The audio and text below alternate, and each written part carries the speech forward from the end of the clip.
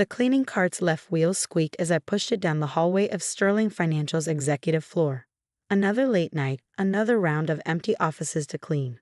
The executives had all gone home hours ago, leaving behind their usual mess: coffee cups with lipstick stains, scattered papers, and carelessly dropped paper clips that I had to fish out from under their expensive desks. My name is Marcus Torres, though to the employees of Sterling Financial, I was just the janitor or sometimes "Hey you." They never bothered to learn my name, never looked me in the eye when they passed me in the hallways. To them, I was invisible, just another part of the building's machinery, like the elevators or the air conditioning. I pulled out my phone and checked the time, 8:45 p.m. Perfect. The night security guard wouldn't do his rounds on this floor for another 45 minutes. I had already memorized everyone's schedules, their patterns, their habits. You see, being invisible has its advantages. When people think you're nobody, they don't bother to hide anything from you. As I cleaned Bradley Thompson's office, Senior VP of Acquisitions, I could clearly see the documents scattered across his desk. Confidential merger plans, internal valuation reports, client lists. They never thought the janitor would understand what these papers meant, let alone use the information. But what they didn't know was that before I became their janitor, I had graduated summa cum laude from MIT with a double major in business and computer science. Not that it mattered. One market crash and a family medical emergency had wiped out my savings and left me with crushing debt. When you're desperate, you take whatever job you can get. That first year as a janitor had been humiliating. I still remember Jessica Moore from Human Resources walking past me in the break room, wrinkling her nose as she whispered to her colleague, "God, can't he afford better clothes? He always looks so shabby." I was wearing a cleaned and pressed uniform, the same one they required me to wear. But to them, everything about me looked shabby simply because I was the janitor. Then there was Michael Chin, the hotshot young trader who loved to show off. "Hey cleaning guy," he called out one evening as I emptied his trash. "Maybe if he'd studied harder in school, you wouldn't be scrubbing toilets for a living." His colleagues laughed, and I kept my head down, focusing on my work. What Michael didn't know was that at that very moment, one of my algorithms was executing trades worth millions of dollars through a shell company I had created. While they mocked me, I was building something that would change everything.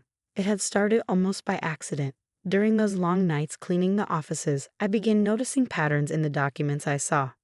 Market trends, investment strategies, client behaviors. Being invisible meant I had access to every floor, every department. I saw the complete picture in a way that even the executives didn't. I started small, using my savings to make careful investments based on the patterns I observed. My background in computer science helped me create sophisticated algorithms that could analyze market data and execute trades automatically. Within 6 months, my initial $5,000 investment had grown to $50,000. That's when I formed Torres Ventures, though of course I wasn't listed anywhere as the owner. On paper, the company was run by a reclusive investor who never attended meetings in person. Everything was handled through layers of shell companies and virtual offices. I kept cleaning offices by day, building my empire by night. Every insult, every dismissive glance, every cruel joke just fueled my determination. They thought the janitor was taking a bus home because he couldn't afford a car. In reality, I was using that time to work on my trading algorithms on my laptop. "Look at him," I overheard Bradley Thompson say one day to his assistant. "No ambition, no drive. That's why some people never amount to anything in life." I had to bite back a smile. That same morning, Torres Ventures had closed a deal worth $12 million. My company was growing faster than I had ever imagined, but I wasn't ready to reveal myself. Not yet. I needed them to keep underestimating me, keep thinking I was nothing. Every night, after finishing my cleaning rounds, I would go to my small apartment and transform into a different person. I had set up a high-tech trading station hidden behind a false wall, multiple screens showing market data, powerful computers running my algorithms 24/7. This was my real office, not the janitor's closet they thought I operated from.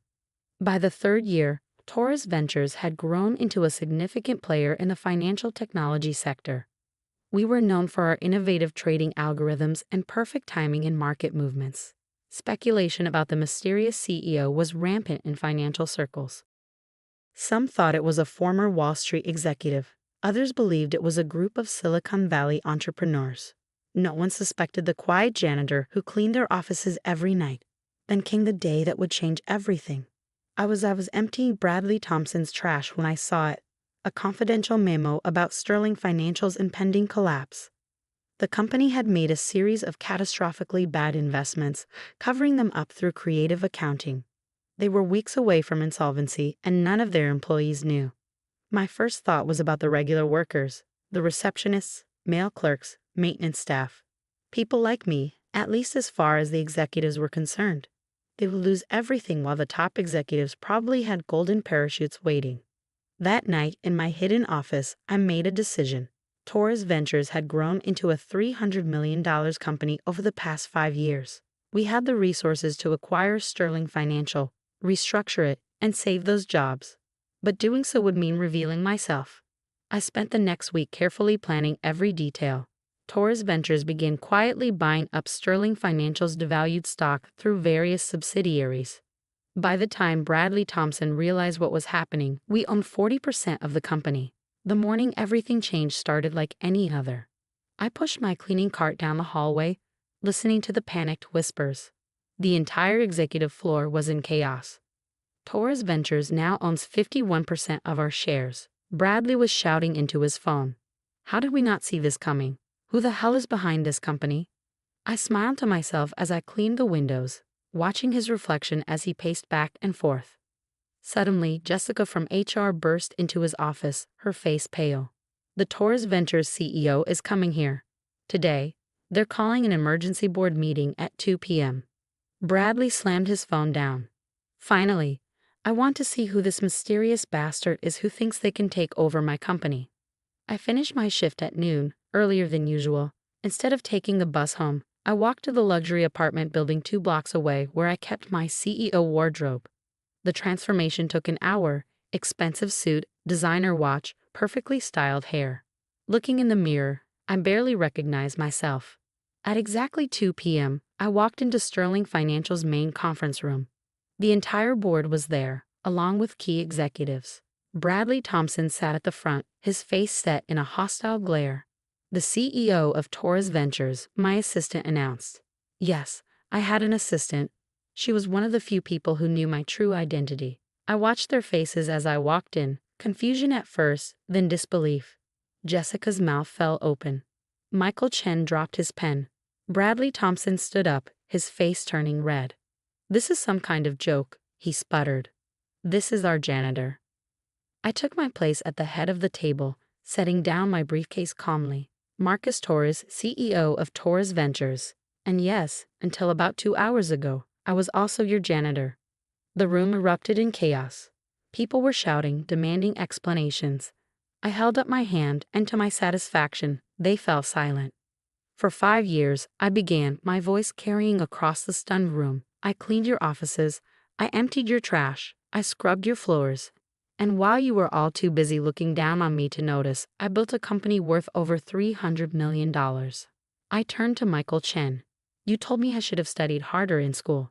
I graduated summa cum laude from MIT with a double major in business and computer science.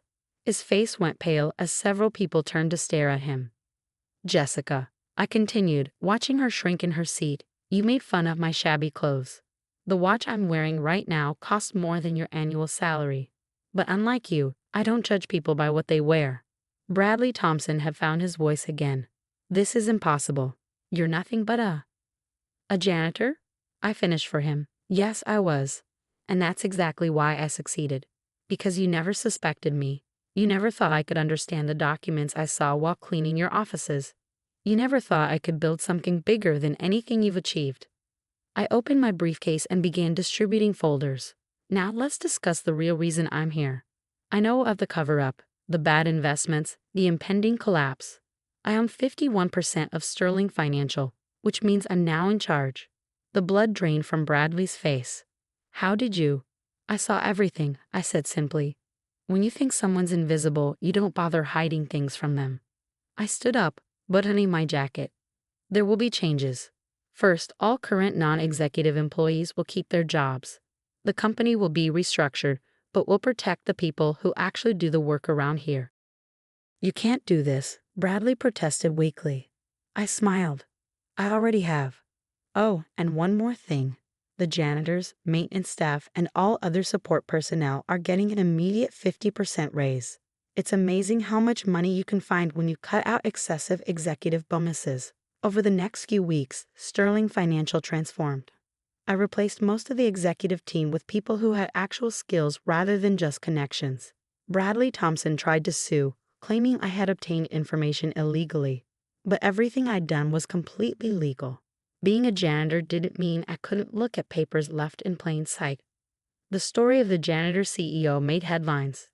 Suddenly, everyone wanted to interview me to learn how I built my company while working as a custodian. I turned down most requests, but I did agree to speak at a few universities, telling my story to students who might need to hear that success doesn't always follow a traditional path. Jessica tried to apologize, claiming she had never meant to be cruel. Michael Chen sent a long email explaining that his comments were just jokes. I didn't respond to either of them. Some bridges, once burned, shouldn't be rebuilt. 6 months later, Sterling Financial had been completely integrated into Taurus Ventures. Our market value had doubled, and our innovative trading algorithms were revolutionizing the industry. I kept the janitor's closet where I used to store my cleaning supplies. It was converted into a small museum of sorts, displaying my old cleaning cart, uniform, and a photo of me from my days as the invisible janitor. Every new employee is required to visit that closet on their first day.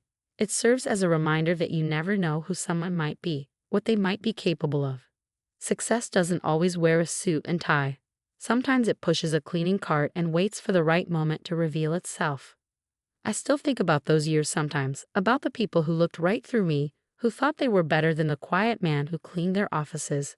Their judgments, their mockery, their dismissive attitudes, all of it helped fuel my determination to succeed.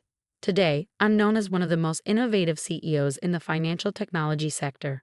Taurus Ventures is valued at over $2 billion, and we're expanding into new markets every year. But I never forgot what it felt like to be invisible. That's why my company now has one unusual policy that surprises many people in the industry. Every executive, including me, spends one day each month working alongside our custodial staff. It's amazing how differently you treat people when you've walked in their shoes. Last week, I was back on the executive floor, not in a suit this time, but in a janitor's uniform. A young executive who was working late didn't recognize me and barely looked up as I emptied his trash. I smiled to myself, wondering if he knew that the cleaning guy he was ignoring could buy and sell his entire career without blinking. But I didn't say anything. After all, being underestimated had served me well. Sometimes the best success stories are written by the people no one sees coming.